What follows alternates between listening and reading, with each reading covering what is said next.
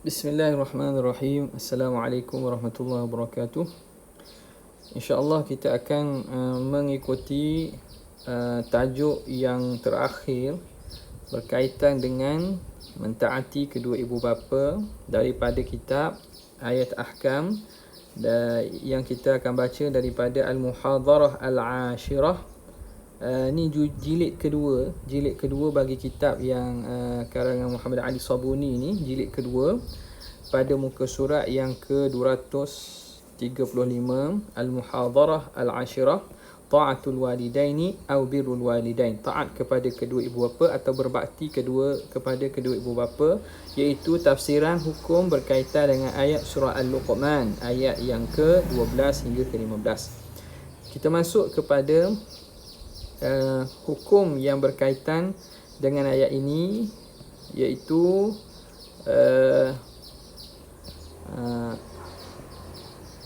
jadi kita lihat sebelum itu pada sababun nuzul ayat ini. Kata pengarang, rawal Hafiz Ibn Katsir fi tafsirihi an Sa'd bin Abi Waqqas radhiyallahu ta'ala anhu. Ibnu Katsir meriwayatkan dalam tafsir beliau daripada Sa'ad bin Abi Waqqas mengatakan, kuntu rajulan barran bi ummi. Aku ini, daripada Sa'ad bin Abi Waqqas menceritakan bahawa aku ni seorang lelaki yang sangat berbuat baik, berbakti kepada ibu bapa aku. Falamma aslamtu, apabila aku Islam, qalat ya Sa'du ma hadha ad-din alladhi araka qad ahdathta.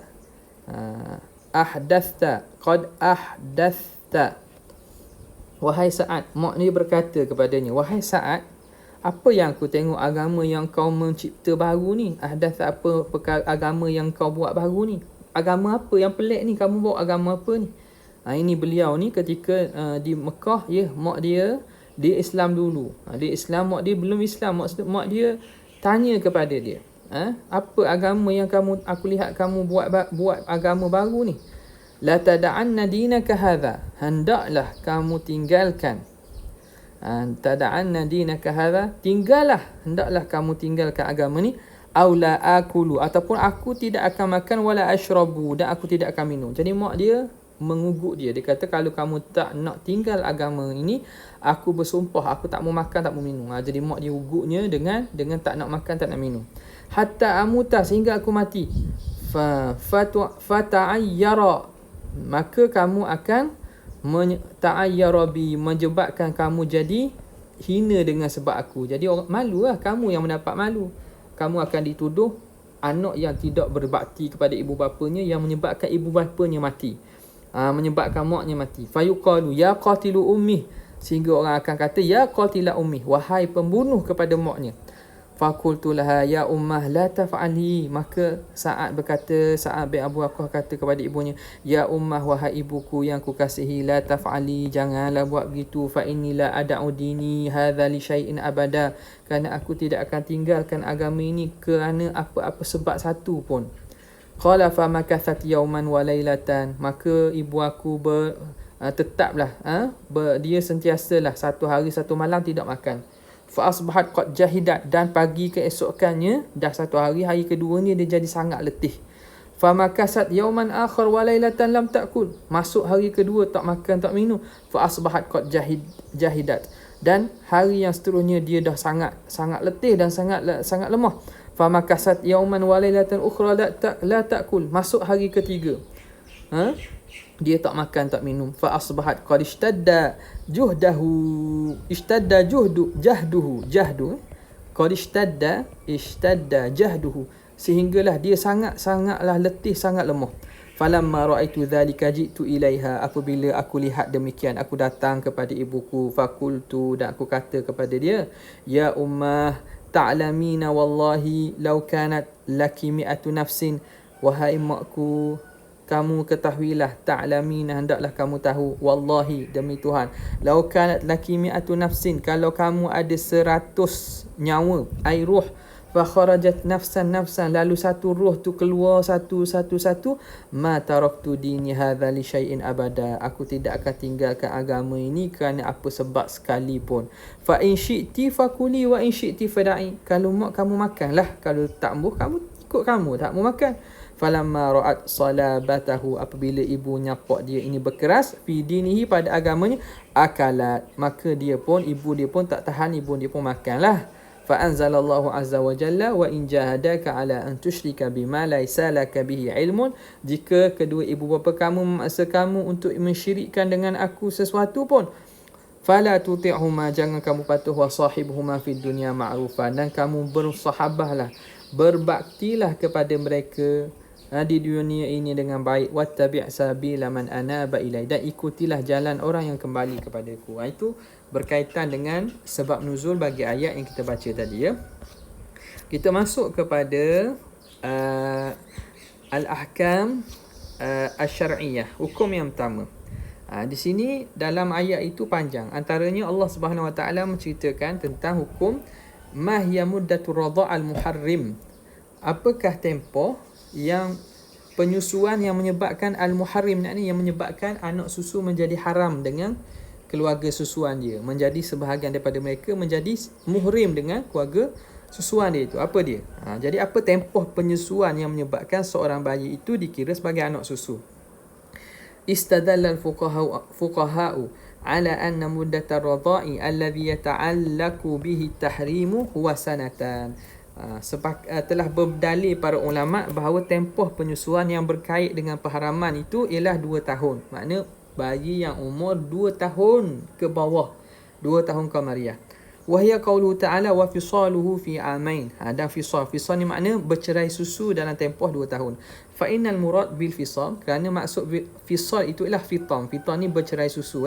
Fatakunu as-sanatani, maka jadilah 2 tahun itu hiya tamamu muddati radha, itulah dia kesempurnaan tempoh penyusuan. Wastadallu aidan biqoulihi ta'ala fi suratil baqarah, dan para ulama juga berdalilkan dengan ayat dalam surah Al-Baqarah, wal walidati yurdi'na auladahun haulaini kamilain, dan perempuan-perempuan itu, isteri-isteri kamu itu boleh menyusukan anak mereka 2 haul, 2 tahun yang sempurna. Liman arada an yutimma radha'ah, bagi mereka yang nak menyempurnakan penyusuan. Ala anna aqsal muddah, dalil wastadallu ala, di atas seaksal muddah. Aksal muddah ni sepanjang tempoh, sehabis-habis panjang tempoh penyusuan, sanatani faqat, 2 tahun sahaja. Wa hadha ra'yu jumhur, ini ra'yu pandangan jumhur, Imam Malik, Imam Syafi'i, Imam Ahmad. Wa dhahaba Imam Abu Hanifah rahimahullah inna anna muddata ar-radha'il muharrim sanatan wa nisf. Abu Hanifah mengatakan tempoh penyusuan yang mengharamkan itu ialah 2 tahun setengah. Dalilnya apa? Dalilnya ialah daripada firman Allah Ta'ala dalam surah Ahqaf, hamalathu ummuhu kurhan wa wada'athu kurha wa hamluhu wa fisaluhu 30 syahra. Mengandung dan juga menyusu itu 30 bulan. Okey, jadi macam mana 30 bulan tu dikira? Walahu fil istidlal min al-ayat karimah 2 wajahan. Ada 2 wajah pendalilan ulama Hanafiyah daripada ayat ini. Pertama, annal murad bil hamli, yang dimaksudkan dengan wahamluhu, mengandung itu, laisa hamlil janin, bukan maksudnya mengandung janin fi batni ummi, dalam perut ibunya.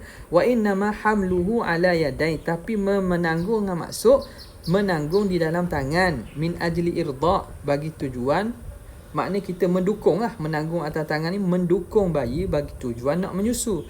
Fa ka'anna Allah Ta'ala yaqul, seakan Allah Ta'ala mengatakan, tahmilul ummu waladaha, memegang, mendukung ibu akan anaknya, ba'dal wiladah, setelah daripada beranak, liturdi'ahu, untuk menyusunya, untuk menyusunya muddata 30 syahra, tempoh 30 bulan. Fatakunul muddatul madhkuratu fil ayatil karimah li syai'in wahid, maka jadilah tempoh 30 bulan itu 30 bulan dalam ayat tersebut ialah bagi satu perkaranya. Apanya itu? Radha'. Jadi 30 bulan, 24 bulan sama dengan 2 tahun, tambah 6 bulan lagi sama dengan setengah tahun. Jadi 2 tahun 2 tahun setengah. Itu wajah yang pertama. Al-wajhu tsani, wajah yang kedua, anna Allah Subhanahu wa ta'ala dzakara fil ayatil karimah, Allah Ta'ala sebut dalam ayat itu amraini, 2 perkara. Apa dia? Al-hamlu wal fisal, iaitu mengandung dan juga menyusu. wa aqabahuma bi dzikri bayanin muddah. Kemudian Allah Taala mengiringinya dengan menyebut tempoh, wa hamluhu wa fisaluhu 30. Fatakunu hadhil muddah likullin minal amrayn. Maka jadilah tempoh itu bagi setiap daripada perkara itu. Jadi hamluhu wa fisaluhu 30. Jadi salasu ni, salasu bagi ham, salasu bagi ni. Wa yusbihu al-ma'na ala hadha at-ta'wil ay wa hamluhu 30 syahra. Mengandung pun tempohnya 30 bulan, wa fisaluhu 30 syahra. Ay anna al-muddata li kulli minhuma. Tempoh itu bagi setiap satu tu amani wa nisf, iaitu 2 tahun setengah. Wa bidzalika, dengan itulah yathbutu, sabitlah bahawa anna muddatar radha', tempoh penyusuan amani wan nisf, iaitu 2 tahun setengah. Wa huwa kama idza qala insan. Bandingannya macam mana? Bandingannya sebagaimana kalau kita berkata kepada seseorang alaihi dain, yang berhutang di atas kita.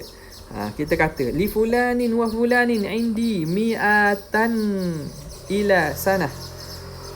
Mi'atun lah, li fulanin mi'atun li fulanin wa fulanin indi mi'atun ila sanah.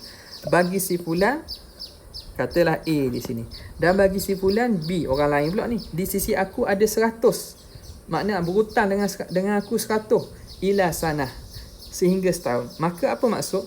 Makna katakanlah bagi si A dan bagi si B, bagi si A dan bagi si B, dia berhutang dengan aku 100 sehingga setahun. Maka fatakunu sanah hiya ajalu kullin minal ad-dainaini. Maka setahun itu tempoh bagi setiap daripada dua hutang tersebut. Nampak tak? Jadi setahun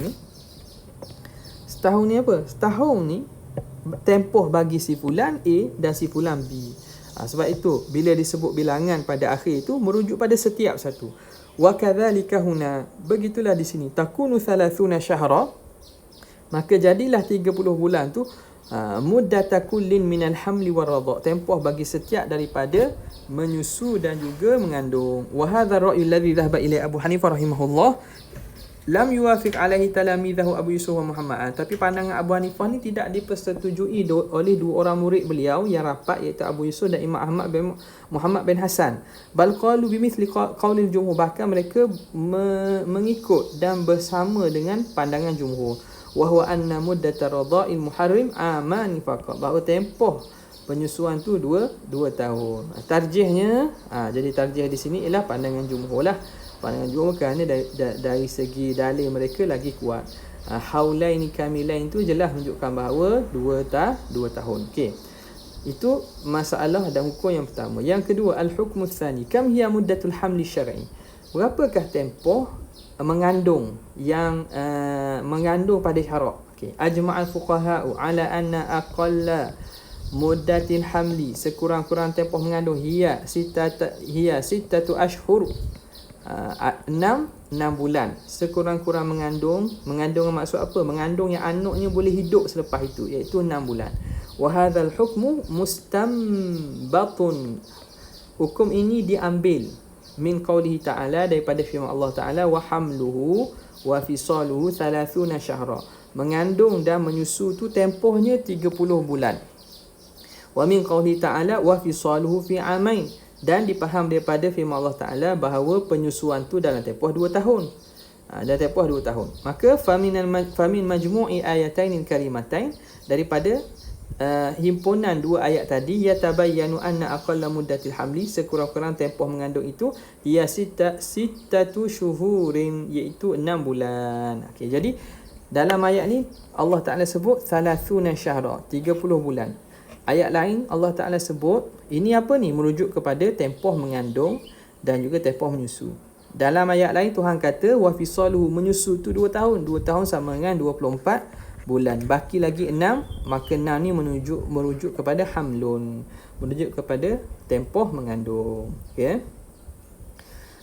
Qala Ibnu Arabi fi tafsiri, Ibnu Arabi dalam tafsir ayat ahkam dia berkata, ruwiya, diceritakan, anna imra'atan tazawwajat, ada seorang perempuan pada zaman dahulu dia menikah, fawaladat li sittati ashhur, kemudian dia pun beranak 6 bulan lepas tu dia beranak, min yaumin min yaumi tazawwajat, daripada hari dia menikah. Fa'ata biha Uthman, lalu datang kepada Sayyidina Uthman. Fa'ata biha Uthman radhiyallahu ta'ala fa'arada an yarjumaha, lalu datang lelaki tadi berjumpa Sayyidina Uthman nak rejam perempuan tadi. Dia kata, kenapa isteri saya ni 6 bulan lepas menikah dengan saya beranak? Faqala Ibn Abbas li Uthman, jadi dia kata tak orang lain biasa 9 bulan, tiba-tiba bini dia ni 6 bulan. Maka dia datang pada Sayyidina Uthman minta supaya Sayyidina Uthman rejam isteri dia kerana dia tuduh isteri dia berzina. Faqala Ibn Abbas li Uthman, Ibn Abbas kata pada Sayyidina Uthman, innaha in tukhasimka bi kitabillah takhsimka. Jadi dia kata, kalau tukhasimkum, in tukhasimkum, jika kamu in tukhasimkum, jika perempuan tadi tukhasimkum. Jadi bila kata begitu, Ibn Abbas kata kepada Sayyidina Uthman, in tukhasimkum, kalau perempuan itu berhujah dengan kamu dengan Al-Quran, takhsimkum, nescaya dia perempuan tadi akan mengalahkan kamu. Jadi Ibn Abbas kata, Sayyidina Uthman, tunggu dulu, jangan hukum lagi. Kerana perempuan ini kalau dia berhujah dengan Al-Quran, ayat Allah dalam Quran, nescaya dia akan berjaya takhsimkum, dia berjaya akan mematahkan hujah kamu, dia akan menang hujah. Qala Allah Azza wa Jalla, kerana Allah Ta'ala berfirman, wa hamluhu wa fisaluhu 30 syahra, mengandung dan juga menyusu 30 bulan. Wa qala, dan Tuhan kata, wal walidat yurdi'na, perempuan itu menyusukan auladahunna haulaini kamilain, 2 tahun, liman arada an yutimma ridah, maka bila 2 tahun baki lagi tinggal 6 bulan, falhamlu 6 ashhur, maka mengandung itu tempohnya paling kurang ialah 6 bulan. Wal fisalu 24 syahra, dan tempoh penyusuan ialah 24 bulan. Fa khalla Uthmanu radhiyallahu anhu sabilaha, maka Uthman melepaskan perempuan tadi. Uthman tidak jatuhkan hukuman, kerana apa? Kerana tempoh kebarangkalian anak itu daripada suaminya itu ada, iaitu tempoh sekurang-kurang mengandung ialah 6 bulan. Kemudian hukum yang ketiga, al-hukmu tsalits, hal yuktassu min al-walidi bi jinayatihi 'ala al-waladi, adakah boleh dikisas? Ni kisah dikenakan kisah hukuman bunuh balas kerana ayah, daripada ayah, kerana sebab dia buat jenayah pada anak. Ayah membunuh anak, adakah ayah itu boleh dihukum qisas kerana membunuh anak? Itu maksudnya. Zahaba jumhurul fuqaha'i, telah berpandangan jumhur fuqaha, ila annal walada la yastahiqu al-qawada, anak tidak berhak untuk minta qisas ala ahadi walidayhi, kepada salah seorang ibu bapanya, bi jinayati ahadihima alai, dengan sebab jenayah salah seorang mereka ke atas dia. Kalau seseorang daripada ibu bapa buat jenayah kepada anak, anak tak boleh nak buat minta qisas kepada ayah.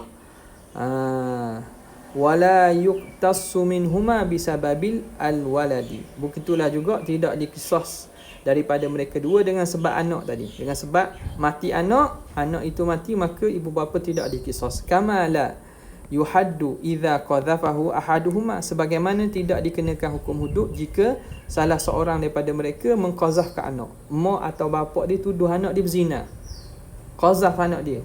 Mak dan bapa ni tidak dikenakan hukum hudud. Wala yuhbasu lahu bidainin alaih, dan ibu bapa tidak boleh ditahan, dipenjarakan dengan sebab berhutang kepada anak. Contoh, mak ayah berhutang anak, adakah berhak pihak kerajaan memenjarakan ibu bapa kerana sebab ibu bapa berhutang anak? Tak. La yuhbas, tidak dipenjarakan dengan sebab hutang ke atas anak.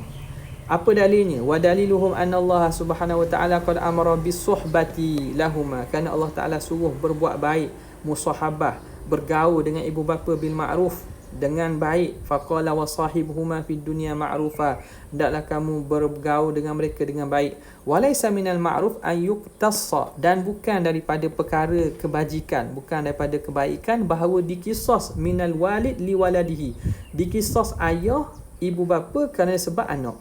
Tak munasabah lah awak tak panggil al-ma'ruf bila ayah itu dikisas kerana sebab anak. Wala yuhbas fi dainihi, dan tidak ditahan, tidak dipenjarakan kerana sebab hutang dia. Wala yuhadda idza qadhafahu, dan tidak dikenakan hudud jika dia qazah anaknya. Li anna dzalika kullahu, kerana itu kesemuanya mimma yatanafa ma'a suhbatihima, itu bertentangan dengan perintah suhbatihima bil ma'ruf, supaya bermusahabah, bergaul dengan mereka dengan kebajikan. Wa li annahuma kana sababan fi hayatihi. Ilah yang kedua, sebab yang kedua, kerana mereka berdua ni menjadi sebab bagi hidupnya anak.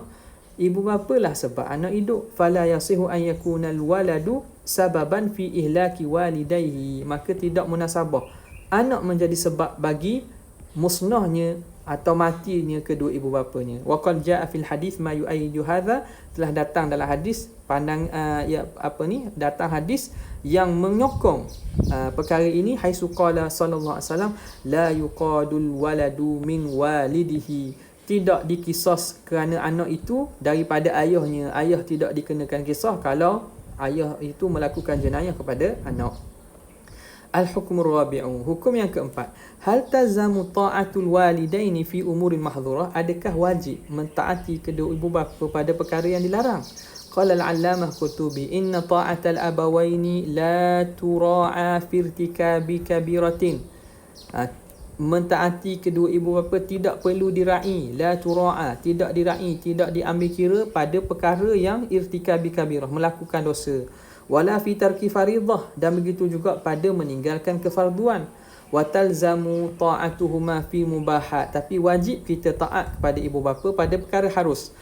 Wa nukila anil Hasan, dinukilkan daripada Sayyidina Hasan al-Basri annahu qala in mana'athu ummuhu min syuhudi salatil isya syafaqatan fala tuti'ha, kalaulah melarang ibunya daripada syuhud salatil isyak ni, makna menghadiri sembahyang isyak berjemaah, bukan larang sembahyang ni, menghadiri sembahyang isyak berjemaah, syafaqatan, kerana kasihan belah kepada anak, fala tuti'ha, maka tak perlu taat.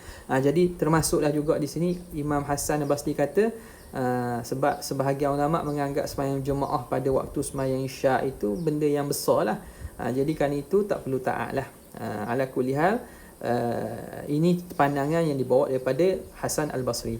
Thumma qala wal ayatu dalilun ala silatil abawaini, ayat itu menjadi dalil supaya kita berbuat kebajikan, menghubung silaturahim abawaini kafiraini, ibu bapa yang kafir, bima amkana, dengan apa yang mampu, minal mal, daripada harta, in kana faqiraini, kalau mereka berdua fakir, wa ilanatal qaul, ilanah wa ilanatil qaul, dan melembutkan perkataan. Ilanah ni pada lin, ilanah ni makna berlembut, bercakap. Wa du'ai ilal Islam, dan menyeru kepada Islam, birifqin, dengan cara yang lembut, cara yang baik. Wa qad qala Asma bintu Abi Bakr as-Siddiq, Asma binti Abi Bakar berkata, dia kata kepada Nabi, wa qad qadimat alaiha ummuhu, Asma binti Abi Bakar ni, mak dia belum Islam masa tu datang kepadanya, berjumpa dengannya. Mak dia pun ummiha minar radha'ah, bukan isteri Abu Bakar ni, mak susuan dia.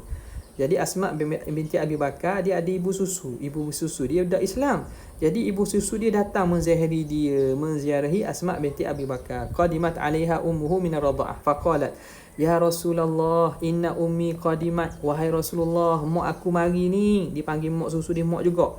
Qadimat alayya wa hiya raghibatun afa asiluhu, dan dia itu raghibatun. Raghibah ni makna belum Islam lah, dia enggan masuk Islam lagi, dia masih musyrik. Afa asilahu, adakah patut aku berbuat baik, menghubung silaturahim? Qala na'am, Nabi kata ya, buat baik, buat kebajikan kepada mak kamu tu. Wa hadhil ahkam istanbataha ulama'u, dan hukum ini istanbataha para ulama istimbatnya min qawlihi ta'ala wa in jahadaka ala an tushrika bima laysa laka bihi ilmun fala tuti'huma kama tahrumu ta'atul walidain, sebagaimana haram taat kepada kedua ibu bapa fi syirki, pada perkara syirik, tahrumu fi kulli ma'siyatin, maka haram juga taat pada setiap maksiat. Li'annahu la ta'ata li makhluqin fi ma'siyatil khaliq, kerana tidak perlu taat kepada makhluk pada perkara yang maksiatkan kepada Allah. Wa hadzal ma'na qad sannahu al-khulafa'ur rasyid, dan ini telah dibuat sunnah, buat ikutan oleh khulafa'ur rasyidin Abu Bakar radhiyallahu taala fi khutbatihil ula, pada khutbahnya yang pertama, hina tawalla al-khilafata, ketika dia menaiki tahta khilafah, alal mu'minin, fakana fi ma qala, antara khutbah yang isi khutbah tersebut dia kata apa? Amma ba'du ayyuhan nas inni qad wullitu alaikum, aku telah dilantik ke atas kamu, walastu bi khairikum, dan aku bukan sebaik-baik kamu, ada orang lebih baik. Fa in ahsantu, kalau aku berbuat baik, fa'inuni, maka tolong aku. Wa in asatu, kalau aku melakukan kesilapan, faqawwimuni, maka betulkan aku. Ati'uni ma ata'tullah, taati aku selama mana aku mentaati Allah pada kamu. Fa in asaitu fala ta'ata li alaikum, kalau aku berbuat, aku mengingkari Allah, maka tidak ada taat bagiku di atas kamu. Okay? Itu berkaitan dengan jadi hukum kelima ini kita tidak berapa, ini boleh pelajar baca sendirilah, sebab dia berkaitan dengan benda yang bukan tajuk yang kita bincangkan ini. Jadi itu ada lebih kurang 4 hukum yang kita ambil berkaitan dengan pemahaman ayat ini. Sekadar itu saja. Wabillahi taufiq wal hidayah. Assalamualaikum warahmatullahi wabarakatuh.